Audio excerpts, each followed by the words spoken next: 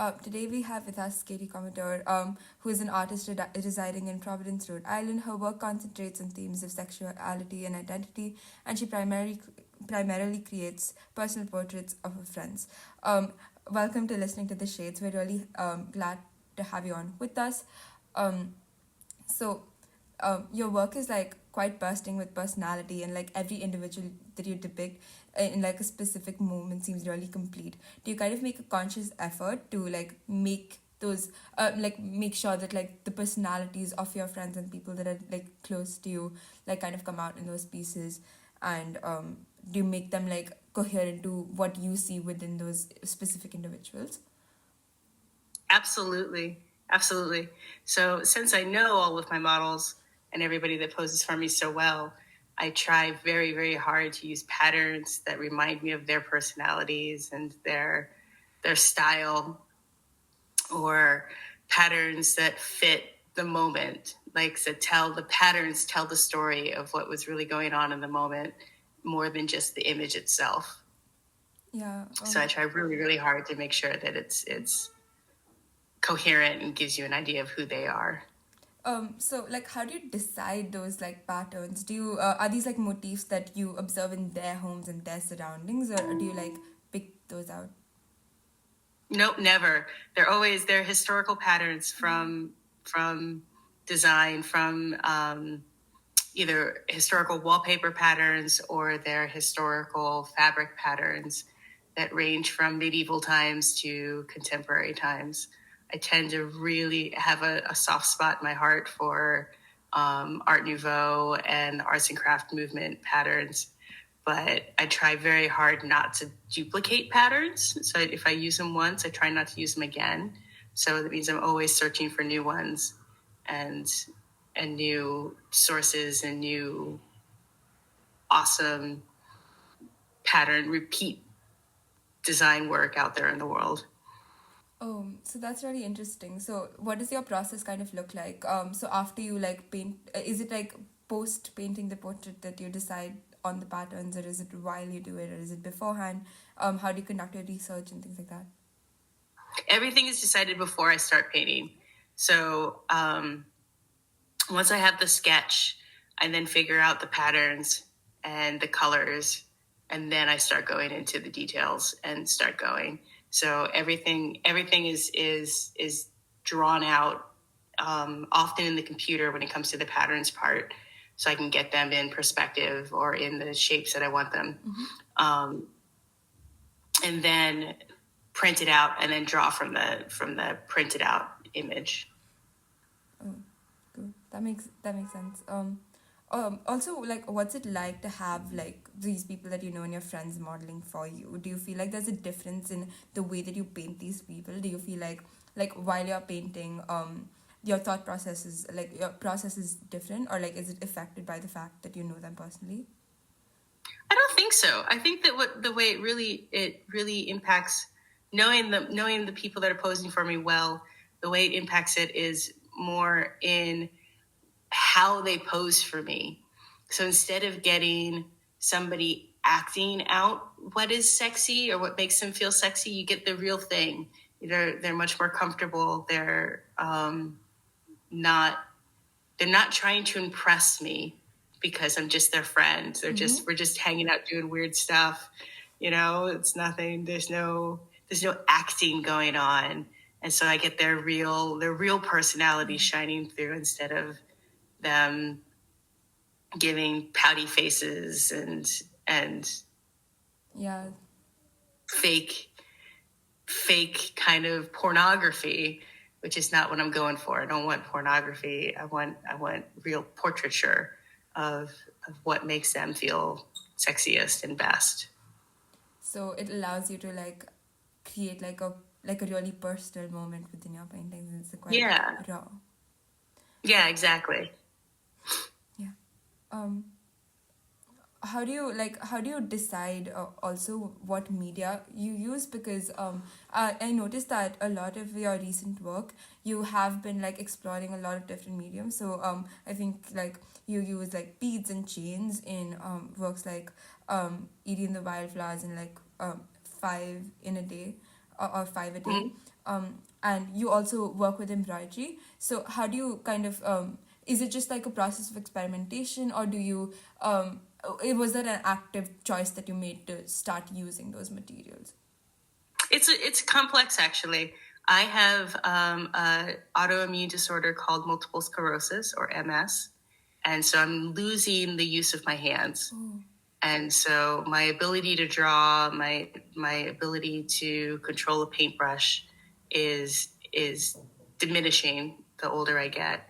And so I've turned to embroidery as a way to still get that control over the line and be able to keep all of the detail and the crazy patterning and stuff like that in my work without having to be able to control a paintbrush.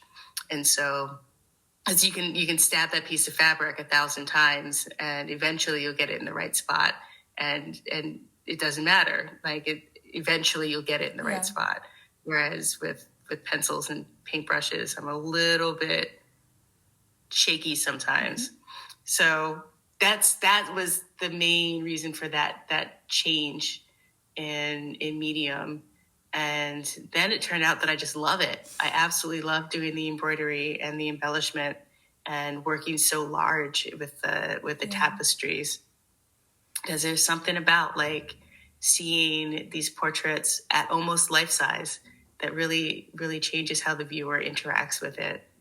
That in a good way, mm-hmm. as opposed to these kind of precious paintings that I make, where it's all about drawing people in with the patterns and the beauty and the intricacies of it before they really notice what they're looking at. Oh, that's really interesting. Also, I that's really interesting, especially given that you previously worked a lot in miniatures in 2011, so it's completely mm-hmm. different. Do you think the way that you depicted your subject matter, or kind of thought about, creating those moments, also changed because you change your medium, because you change your scale of work? No, I don't. I think that's the one consistent thing throughout all of it, is that why I do it and how I approach it is still exactly the same. It's still all about showing real life examples of sexuality, mm-hmm. and celebrating real life examples of sexuality, and really keeping that celebration part in there is the important part. And I think that comes across whether it's the miniatures or the life size work, and is still integral to it. That makes a lot of sense. Also, just going back to the miniatures, could you explain a little bit how you make that decision to use miniatures? Because I noticed that the way that you actually depict sex in a very, very minuscule scale in your miniatures. So you depict very specific mm-hmm. actions in very tiny scenes instead of large figures and large bodies when you're working in miniature. So I just want to know how did that decision come about? How did you make that choice? The miniatures were a series that I was doing of actually other people's dirty cell phone pictures. So what I wanted to do was make them precious again. So, we all take, adults at least, and people in relationships all take dirty cell phone pictures and send them to their lovers. And there's something that's a throwaway aspect of it. You just do it and then you send it off and you just hope that it never gets public somehow.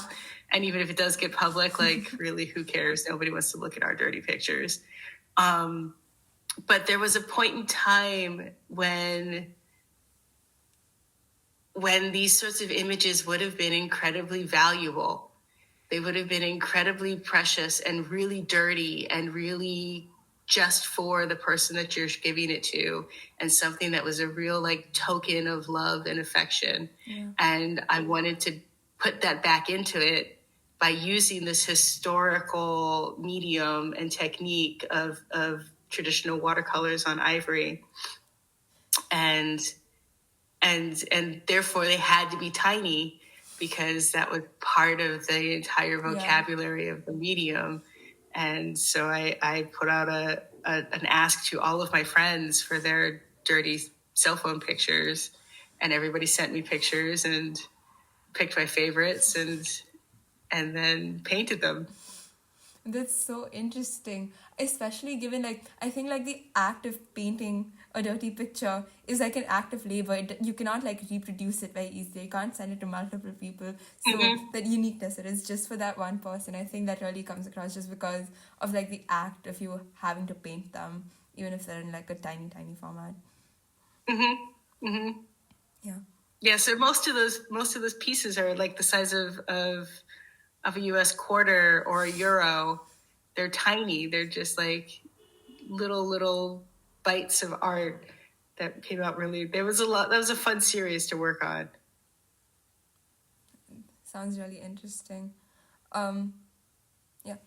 In your artist statement, you say that like the change that in the way that your friends express themselves like through time can be likened to a meter of like the population's sexuality when you express it through like decorative patterns. Can you like explain this a bit?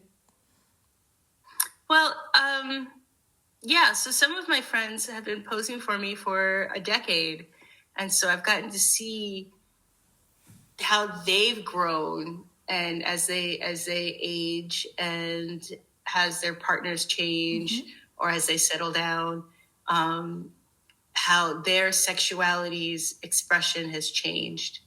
And I think that is part of the way I use patterns to talk about that part, is in this kind of archaeological way of how archaeologists can learn a lot about a culture, a past culture, through the bits and pieces of their decorative arts that are found in sites. We know not just about how they used things, but what was valuable to them, what was important to them, because they took the time to decorate them. Yeah. And so using that same sort of thought process about the patterns and where I'm putting patterns and how I'm putting patterns on things is the connection, I think. It's not so much about how I'm making social commentary about now, the present, and our sexuality. It's more about now and that person's present sexuality, as opposed to what it was 10 years ago or 5 years ago or even yesterday. Who knows? So, but yeah, sorry, continue. No, I'm done. That was it. That was pretty much it. So, you think about it in terms of your just like the way that decorative patterns help document document from like an anthropological perspective, like a society or a culture of people. Do you think like sexuality is also kind of like part of culture in that way? Yeah, definitely. Because I think that every generation kind of thinks that they invented sex, and they think that they invented the kinky things that go on in sex, and like we're the first ones to do this. We're the first ones to do this sort of crazy new sexy thing, which is absurd. Every human being has done everything that we can imagine throughout history, and nothing, unless it involves technology, we can't invent it. So this idea that yeah, I think that cultures do have a way of expressing their sexuality via design, via media, via expressive ways outside of having a glimpse in everybody's bedroom. Yeah. And I think that there are ways to see that through the ephemera, through the little bits. Sorry, my cat is. I love this that. is This is Panthro. Oh, is it a she? A he? It's a he. Oh, he's so cute. He's 8.5 years old. Oh my God. And very, very clingy. And then if you look up there, right up there, that is Thulsa Doom being a good boy, as opposed to this one who needs all of my attention at all the times. Oh, but that's really sweet. But yeah, what was I saying? I was talking about sexuality and cultures.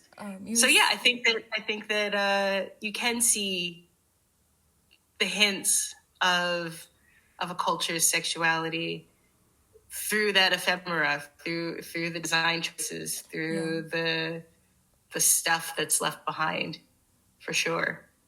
That makes a lot of sense. This made me think of like advertisements for some reason. I think that in every different time period, if you just look at the kind of advertisements that exist, you will understand like the way that people express their sexuality. So especially I think it was Tom Ford, like really big, like he had like really big advertisements for I don't remember the brand, but it was like just like a bunch of naked people, and you were seeing those posters on the subway on your way to work, and that was like a really bold statement in the 90s or something like that. So I think you, like I kind of understand what you're saying. Thank you so much. This I just wanted to explore like why do you specifically think like fabric or like decorative patterns are the way that you explore the kind of connection? I don't know. I don't know. That's a good question. Why did I harp onto like stick onto fabric? I think that it just kind of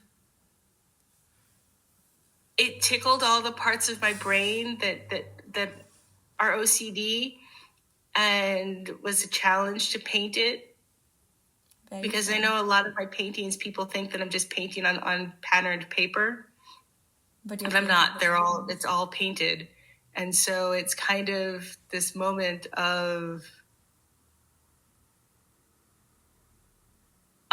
just meditative OCD that allows me to get all of that out of my system so that I can function in the real world and not have to, wash my hands 1,000 times or keep everything in a certain spot in my real life. I can get it all out in the studio and be a functioning human being. Honestly, very fair. That makes a lot of sense. Yes. Like the best part is when you can turn your brain off and paint. Exactly. And it really turns my brain off. Like painting patterns shuts it down. Yeah.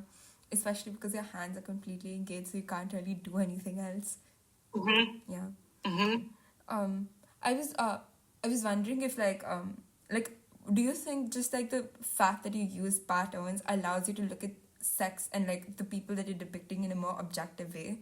Because like I don't think like repeatedly painting like the sofa pattern behind them is like particularly what like we think of, at least right now, is like, sexy, I guess, or like a particular kind of perspective. Do you think like it allows you to gain a more objective lens on? Definitely, absolutely. I think that it allows me to objectify them in a way.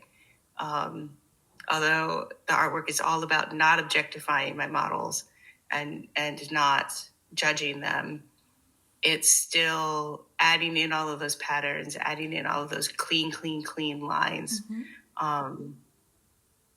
Does kind of turn it into a medical study and an object, as opposed to the messiness that sex can often be. There's no sweat. There's no fluids, there's nothing. It's just cleanness. And so, yeah, I do think that it does add a layer of objectification in there.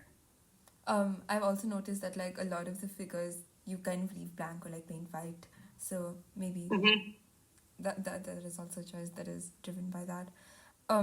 Yep. I kind of want to understand, like, just moving from like the idea of perspective, like what do you think about the gaze? Do you think that your gaze is affected by, like, you know, like everyone else's is by like gender and race and all those things? And if like yes, then in what ways?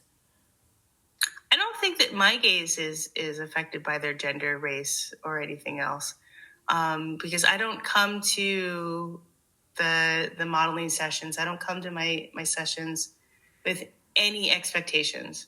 You know, I don't guide my models. I don't tell them what to do. I don't tell them to change their outfit. I don't tell them to do anything. I'm just there as a documentarian.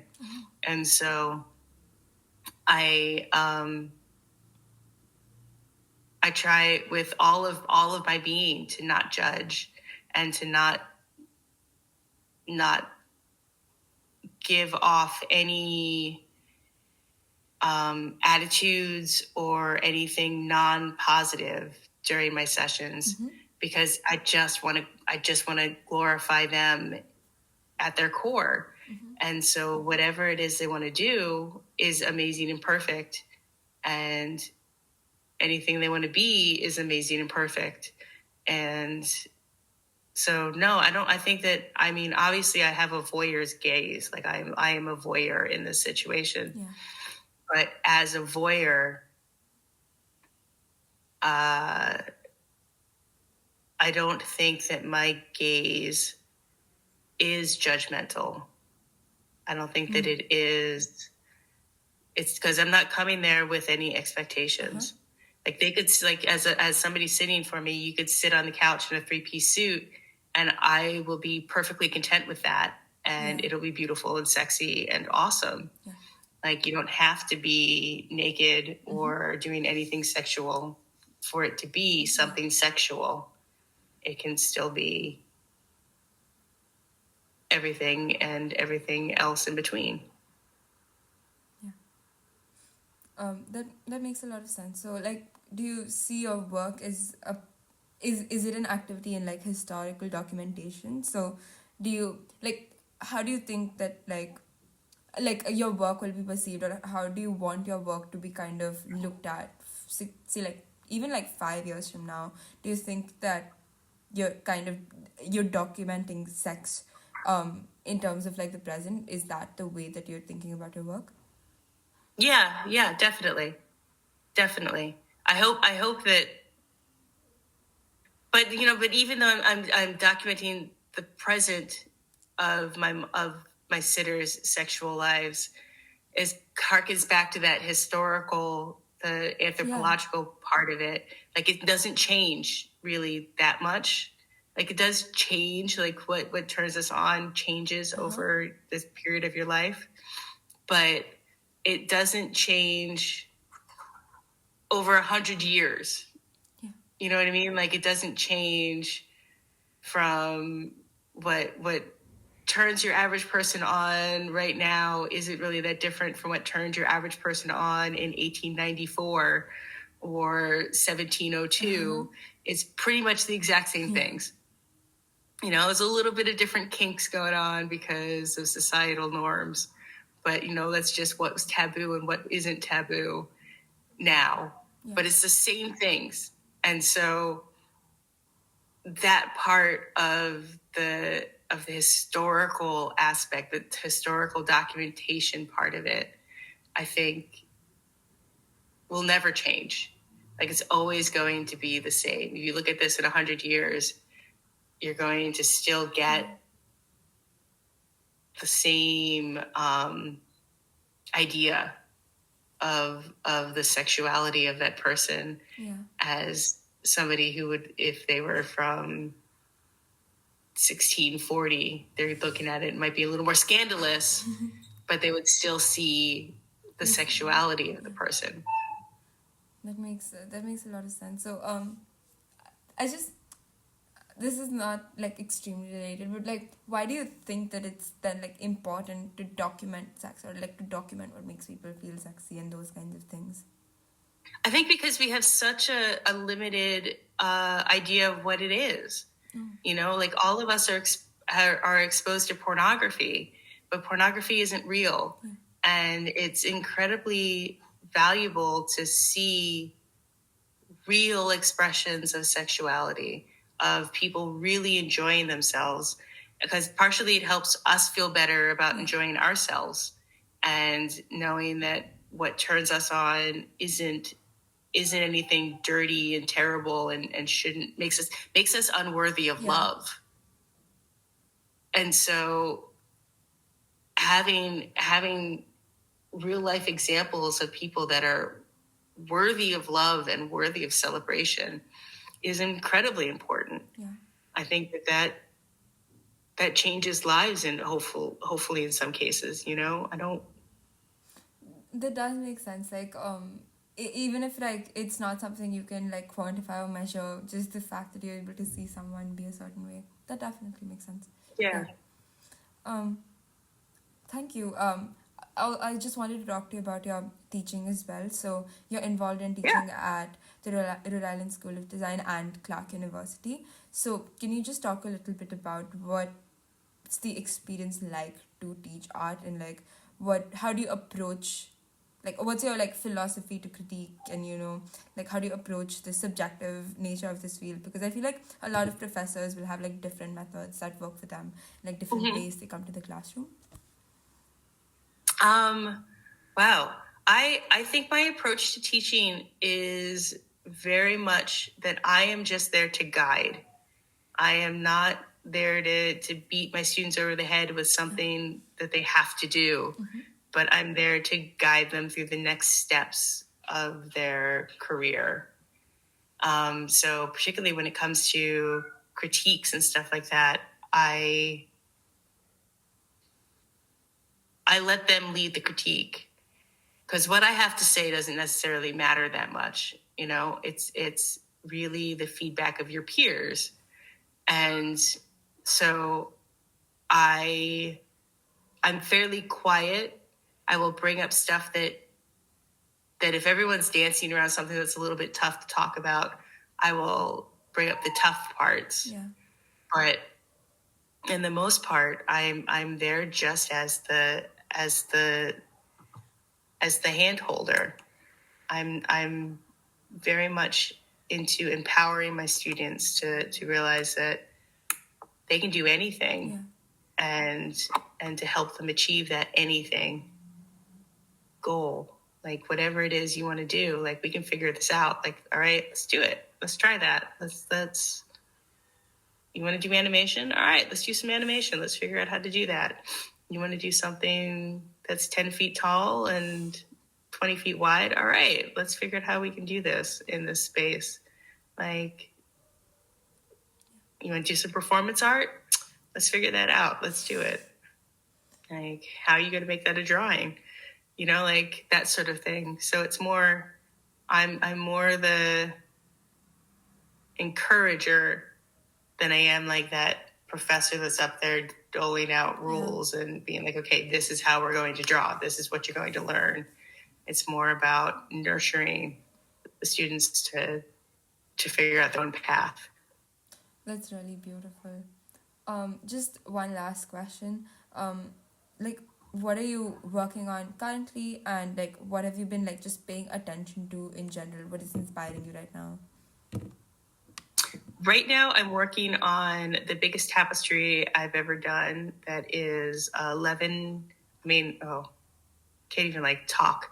It's 10 feet by 8 feet. So it's bigger than life-sized, and it's going to be in a show in Brooklyn next month. So I got to get that done in the next couple of weeks. So that's what I've been working on, trying to get that deadline done in time. And then like focusing on, or trying not to focus on, I mean, the world is in a very difficult place, I think, right now. And There's a lot of upheaval going on. And so trying to stay sane and not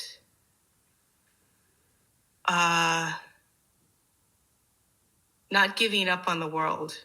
And like trying to see that there's still good people in it, and like there's a way out of this, and like it's going to be okay, and like remembering that it's going to be okay. Nothing is permanent.